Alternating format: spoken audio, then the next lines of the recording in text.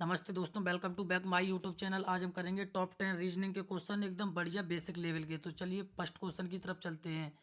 Question number 1, यदि ए को 1 और बी को 2 और सी को 3 माना जाए तो कैट का मान।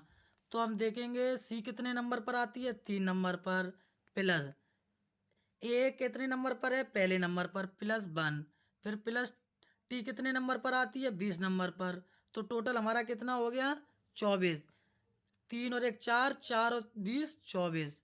तो इस क्वेश्चन का आंसर क्या होगा, A will be the correct answer. अब क्वेश्चन नंबर 2 की तरफ चलते हैं। चलिए क्वेश्चन नंबर 2, ये श्रृंखला पूरी करनी है। 2, 2 के बाद 4, 4 के बाद 6, 6 के बाद 8। क्या आपको कोई कंसेप्ट समझ में आया? 2, 2 के बाद 4, 4 के बाद 6, 6 के बाद 8। फिर क्या इसमें हो रहा है, इसमें हो रहा है पहले 2 प्लस, पहले उसने क्या किया, 2 प्लस किया है। फिर दूसरे नंबर पर फिर उसने 2 प्लस किया है, फिर 2 प्लस। तो उसी प्रकार हम अगली संख्या में 2 प्लस करेंगे तो 10 आ जाएगा।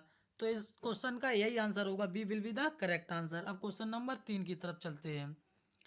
यदि 5 + 3 को 16, 5 + 3 को उसने क्या रखा है, 16। तो हम देखेंगे 5 और 3 कितना होता है, 8, 8 का गुणा 2 में कर दिया तो क्या हो गया, 16। तो हम इसी प्रकार से फिर देखेंगे 6 + 2 को उसने क्या रखा है, 16। 6 और 2 8 होता है, 8 में 2 का गुणा कर दिया तो क्या आ जाएगा, 16। तो इसी प्रकार से हम 7 +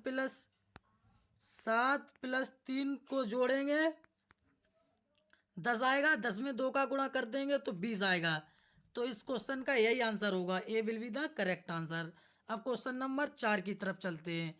एक घड़ी 3:15 पर कौन सा कोण बनाती है? तो इसका एक सूत्र है, कोण का सूत्र 60 × डिफरेंस 11 × मिनट/2। इस सूत्र की मदद से हम इसका टाइम निकालेंगे। तो हम चलिए सॉल्व करते हैं। अभी क्या मैंने बताया, 60 में गुणा करेंगे 3 का, और डिफरेंस 11 × 15। तो इसमें 2 का भाग लगाएंगे तो इसका 36 18 180 इसका आंसर आ जाएगा। और डिफरेंस 11 और 15 का गुणा करेंगे तो 165 आएगा, अपॉन 2। तो इनका डिफरेंस कितना आएगा, 15।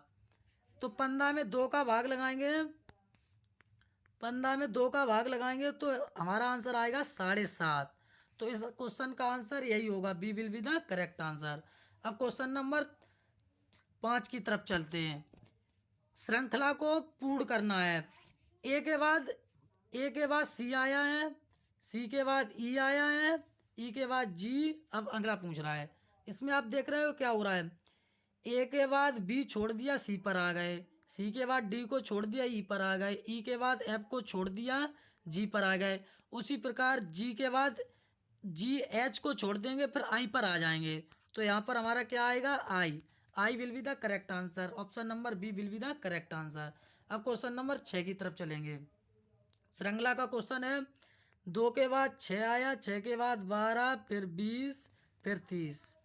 पहले उसने क्या, यहाँ से यहाँ तक 2 प्लस किए, फिर यहाँ से यहाँ तक 4, फिर यहाँ से यहाँ तक 8 किए, फिर उसने 10 किए। तो अगली बारी में क्या आ जाएगा, 12 प्लस। तो आंसर क्या आ जाएगा, 42। Option 42, B will be the correct answer. अब क्वेश्चन नंबर 7 की तरफ चलते हैं। श्रृंखला, 1 के बाद उसने 4 किया है, 4 के बाद 9, 9 के बाद 16। पहले उसने क्या, 3 जोड़ा, फिर उसने 5 प्लस किया, 5 के बाद उसने 7 किया। अब 7 के बाद 9 करेंगे तो क्या आ जाएगा, 25। तो B will be the correct answer. एक आदमी पूरब की दिशा में, पहले हम दिशाएं मानेंगे। ये हम मान लेंगे ईस्ट, ये हम वेस्ट मान लेंगे, ये नॉर्थ मान लेंगे, ये साउथ। अब देखेंगे एक आदमी पूरब की दिशा में 10 मीटर चलता है, पूरब की दिशा में 10 मीटर चलता है, फिर वह दक्षिण की ओर मुड़ता है। अरे ये मैंने गलत कर दिया, सॉल्व कर दे। एक आदमी पूरब की दिशा में, पूरब हमने क्या माना, इस तरफ। तो हम पूरब 10 मीटर चल गया, फिर वह दक्षिण की दिशा में। अब दक्षिण इधर ही तो है, इधर मुड़ाएंगे, फिर 5 मीटर चला। फिर वह प्रारंभ से किस बिंदु पर है, इस बिंदु से इस बिंदु की दूरी पूछी जा रही है, दिशा पूछी जा रही है। तो हम दिशा देखेंगे, ये कौन सी दिशा में है, इस डायरेक्शन में है, ईस्ट और साउथ, मतलब कि दक्षिण और पूरब में। B will be the correct answer. अब क्वेश्चन नंबर 10 की तरफ चलेंगे। श्रृंखला 5, 5 में 10, 10, 20 और 40। इसमें क्या हो रहा है, 2 का गुणा, इसमें भी 2 का गुणा और इसमें भी 2 का गुणा है। तो इसमें भी 2 का गुणा करेंगे तो 20 चुक 20 दूनी 80। तो सी